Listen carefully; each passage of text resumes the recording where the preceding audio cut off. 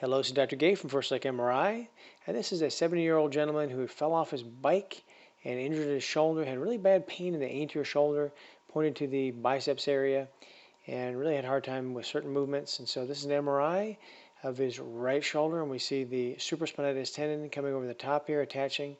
Nice footprint there. If we go backwards, things look really, really good. There's joint effusion here.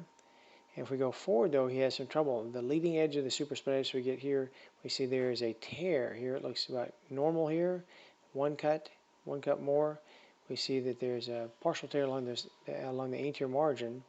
And then the biceps tendon, normally we'll see it coming down here, but instead we don't see it. We see a fluid-filled area here in the bicipital groove, and the biceps is absent. So it's either torn and retracted down or dislocated medially. And if we look medial, we do see the biceps. Here it is, coming up obliquely. The biceps will originate right over here. The glenoid usually goes up and around down the bicipital groove, but in this case is flipped over here and is dislocated into the anterior shoulder. And we can see continuity. Here's the biceps coming down now. So dislocated biceps tendon, and when it dislocates, you always have a tear of the subscapularis tendon. So we can go take a look at that. This is an axial stir sequence. And on this sequence, let me zoom back here. Whoops. Here we go. We can see that the subscapularis tendon, here's posterior, here's the outside, here's anterior. So along the anterior aspect, we see this muscle belly.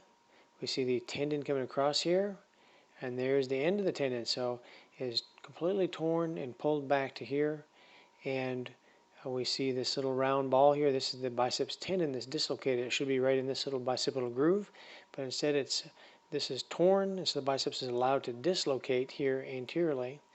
And we're going to go to the top one more time. You can see the biceps tendon origin. We're going to follow it down, down, down. There's that dislocated biceps.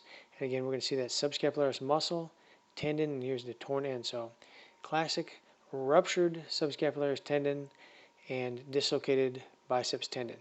And that's it. Thank you very much.